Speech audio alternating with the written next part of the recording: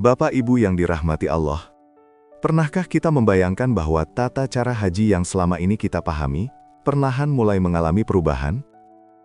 Selama bertahun-tahun, kita mengenal bahwa jamaah haji akan bermalam di Mina, lalu menginap di Muzdalifah setelah wukuf di Arafah. Itu sudah menjadi gambaran yang melekat kuat di benak kita, bahkan mungkin sejak pertama kali kita belajar manasik.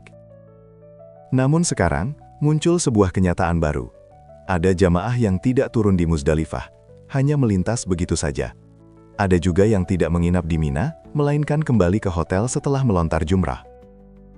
Sekilas, ini terdengar seperti kemudahan. Lebih ringan, lebih nyaman, dan mungkin lebih aman. Tapi di sisi lain, muncul kegelisahan yang tidak bisa diabaikan. Sebagian mulai bertanya dalam hati, apakah haji seperti ini masih sama seperti dulu? Apakah ibadahnya tetap sempurna? Atau justru ada bagian penting yang kita tinggalkan? Pertanyaan-pertanyaan ini bukan tanpa alasan, karena bagi kita, ibadah haji bukan sekadar perjalanan fisik, tapi perjalanan iman yang penuh makna dan pengorbanan. Dan ketika ada perubahan dalam praktiknya, wajar jika muncul rasa ragu. Di video ini, kita tidak akan langsung menyimpulkan. Kita akan melihat dari dua sisi, secara jujur, terbuka, dan berdasarkan pemahaman yang benar. Karena yang kita cari bukan hanya kemudahan, tapi juga ketenangan dalam beribadah. Sebelum kita masuk lebih jauh ke pembahasan pro dan kontra, penting bagi Bapak Ibu untuk memahami dulu secara sederhana apa sebenarnya yang dimaksud dengan skema murur dan tanazul ini. Pertama, murur. Murur adalah kondisi di mana jamaah haji tidak turun dan tidak bermalam di Muzdalifah, melainkan hanya melintas menggunakan kendaraan setelah selesai wukuf di Arafah. Jadi, setelah dari Arafah, jamaah langsung menuju Mina tanpa berhenti untuk menginap, seperti yang selama ini kita kenal dalam manasik haji. Kedua, tanazul. Tanazul adalah skema di mana jamaah tidak menginap di tenda Mina, tetapi kembali ke hotel atau penginapan setelah melaksanakan lontar jumrah. Artinya, jamaah tetap menjalankan ritual melontar, namun tidak tinggal atau bermalam di Mina selama hari-hari tasyrik. Jika kita perhatikan, kedua skema ini memiliki satu kesamaan, yaitu adanya penyesuaian dalam pelaksanaan ibadah haji, khususnya pada bagian bermalam di Muzdalifah dan Mina. Disinilah letak perbedaannya dengan praktik haji yang selama ini banyak dipahami oleh masyarakat. Dulu, jamaah identik dengan bermalam di Muzdalifah dan tinggal di tenda Mina dalam kondisi yang padat.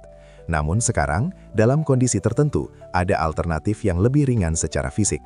Dan dari sinilah muncul pertanyaan besar yang akan kita bahas selanjutnya. Apakah penyesuaian ini tetap menjaga esensi ibadah haji, atau justru mengurangi kesempurnaannya? Mari kita lihat dari sisi positifnya terlebih dahulu Bapak Ibu. Kenyataannya, kondisi pelaksanaan haji saat ini sudah jauh berbeda dibandingkan puluhan tahun yang lalu.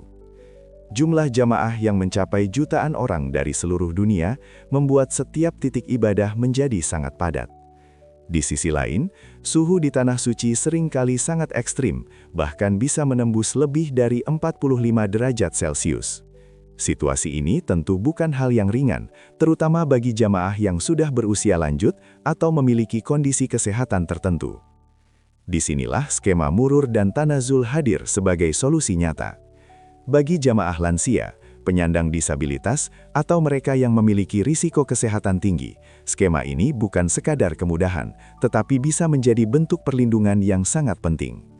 Bayangkan jika mereka tetap dipaksakan untuk berdesakan di Muzdalifah atau harus bermalam di Mina dalam kondisi yang sangat terbatas, risikonya bisa sangat besar.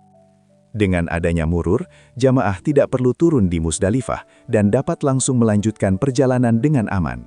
Sementara melalui tanazul, jamaah tidak harus menginap di tenda Mina yang padat, melainkan bisa kembali ke tempat yang lebih layak dan nyaman. Dari sudut pandang ini, murur dan tanazul bukanlah bentuk pengurangan ibadah, melainkan upaya menjaga keselamatan jiwa. Dan dalam Islam, menjaga keselamatan diri adalah hal yang sangat diutamakan. Namun Bapak Ibu, tidak semua orang bisa langsung menerima perubahan ini dengan tenang. Di tengah kemudahan yang ditawarkan, muncul kegelisahan yang sangat manusiawi. Banyak calon jamaah mulai bertanya dalam hati, kalau tidak menginap di Mina, apakah hajinya tetap utuh? Kalau tidak turun di Muzdalifah, apakah ada ibadah yang terlewat? Pertanyaan-pertanyaan ini bukan tanpa alasan. Sejak dulu, kita diajarkan bahwa bermalam di Mina dan Muzdalifah adalah bagian penting dari rangkaian ibadah haji. Bahkan, banyak yang sudah membayangkan momen itu sebagai bagian dari perjuangan spiritual yang harus dilalui. Ketika skema ini tidak dijalankan seperti biasanya, muncul rasa ragu, bahkan takut. Takut ibadahnya tidak sempurna, takut pahalanya berkurang, dan yang paling dalam, takut tidak diterima. Perasaan ini sangat bisa dipahami, terutama bagi bapak ibu yang sudah menabung bertahun-tahun, menunggu antrean panjang, dan memiliki harapan besar untuk menjalankan haji dengan sebaik mungkin. Di sisi lain, ada juga kekhawatiran bahwa kemudahan ini justru bisa disalahgunakan, bahwa orang yang sebenarnya masih mampu justru memilih jalan yang lebih ringan tanpa alasan yang kuat. Inilah yang membuat perdebatan tentang murur dan tanazul tidak pernah benar-benar selesai, karena ini bukan sekedar soal teknis ibadah, tapi menyentuh sisi paling dalam dari hati seorang muslim, keinginan untuk menjalankan ibadah secara sempurna tanpa kekurangan sedikit pun. Sekarang, mari kita lihat dari sisi syariat, tapi kita bahas dengan cara yang sederhana dan menenangkan hati.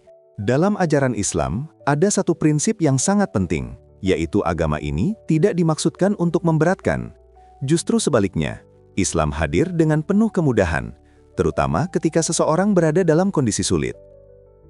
Ada konsep yang dikenal dengan istilah rukhsah, yaitu keringanan yang diberikan dalam beribadah ketika ada kondisi tertentu, seperti sakit, usia lanjut, kelelahan ekstrim, atau situasi yang berisiko bagi keselamatan jiwa. Dalam konteks haji, kondisi di lapangan memang tidak ringan. Kepadatan jutaan jamaah, cuaca yang sangat panas, serta keterbatasan fasilitas bisa menjadi beban berat, terutama bagi jamaah lansia atau yang memiliki riwayat penyakit. Disinilah murur dan tanazul hadir sebagai bentuk rukhsah tersebut. Artinya, skema ini bukanlah pengurangan ibadah secara sembarangan, melainkan penyesuaian yang dibenarkan dalam syariat. Hal-hal yang ditinggalkan dalam murur dan tanazul bukanlah rukun utama haji, melainkan bagian yang memang memiliki toleransi dalam pelaksanaannya. Yang perlu dipahami, Islam sangat menjaga keseimbangan antara ketaatan dan keselamatan. Jangan sampai demi mengejar kesempurnaan teknis, justru membahayakan diri sendiri. Jadi, selama murur dan tanazul dilakukan sesuai ketentuan dan memang didasari kebutuhan, maka ibadah haji tetap sah. Bahkan, bisa jadi itulah bentuk ketaatan terbaik, karena dijalankan dengan kesadaran akan kemampuan diri. Namun, Bapak Ibu, disinilah kita perlu bersikap lebih bijak dan tidak melihat persoalan ini secara hitam putih. Murur dan tanazul memang hadir sebagai solusi atas kondisi yang sangat berat di lapangan. Kepadatan jutaan jemaah, cuaca ekstrim, serta keterbatasan fasilitas membuat kebijakan ini terasa masuk akal, bahkan diperlukan. Tapi pertanyaannya, apakah semua jemaah memang benar-benar membutuhkan keringanan ini? Disinilah letak pentingnya kejujuran dalam diri masing-masing. Jika seseorang memang lansia, memiliki riwayat penyakit, atau secara fisik tidak memungkinkan, maka mengambil skema murur atau tanazul adalah pilihan yang tepat, bahkan bisa menjadi bentuk menjaga diri yang dianjurkan. Namun, jika kondisi fisik masih kuat, sehat, dan mampu menjalani rangkaian haji secara penuh, lalu memilih keringanan hanya karena ingin lebih nyaman, lebih praktis, atau menghindari sedikit kesulitan, maka ini yang perlu direnungkan. Karena ibadah haji bukan sekadar soal sah atau tidak sah. Lebih dari itu, haji adalah perjalanan pengorbanan. Ada kesabaran yang diuji, ada keikhlasan yang ditempa, dan ada perjuangan yang menjadi bagian dari nilai ibadah itu sendiri. Maka pertanyaan pentingnya bukan hanya boleh atau tidak, tapi juga perlu atau tidak. Jangan sampai kemudahan yang diberikan justru membuat kita kehilangan esensi dari ibadah itu sendiri. Bapak Ibu yang dirahmati Allah, penting untuk kita tegaskan bersama bahwa skema murur dan tanazul bukanlah bentuk penyimpangan dalam ibadah haji. Ini bukan cara mempermudah seenaknya, tetapi sebuah solusi yang telah dipertimbangkan secara matang, baik dari sisi keselamatan maupun syariat. Dalam kondisi jutaan jamaah berkumpul di satu tempat, dengan cuaca ekstrim dan keterbatasan fasilitas, menjaga keselamatan jiwa menjadi hal yang sangat utama. Disinilah murur dan tanazul hadir sebagai jalan keluar, bukan untuk mengurangi ibadah, tetapi untuk memastikan jamaah tetap bisa menjalankan haji dengan aman dan layak. Yang perlu Bapak Ibu pahami, bagian yang tidak dijalani secara penuh dalam skema ini bukanlah rukun utama haji, melainkan bagian yang memang dalam kondisi tertentu diberikan keringanan. Artinya, haji tetap sah, dan insya Allah tetap bernilai di sisi Allah. Tidak perlu ada rasa khawatir berlebihan, apalagi sampai merasa ibadahnya kurang atau tidak diterima. Selama semua dilakukan sesuai ketentuan, dengan niat yang tulus, dan karena kondisi yang memang membutuhkan, maka itu justru menunjukkan bahwa kita menjalankan ibadah dengan penuh kesadaran. Karena pada akhirnya, Allah tidak melihat seberapa berat kita menjalani ibadah, tetapi seberapa ikhlas dan sesuai kemampuan kita dalam menjalaninya. Jadi Bapak Ibu, pada akhirnya kita sampai pada satu pertanyaan penting. Apakah murur dan tanazul ini benar-benar kemudahan, atau justru mengurangi kesempurnaan haji? Jawabannya tidak sesederhana hitam dan putih.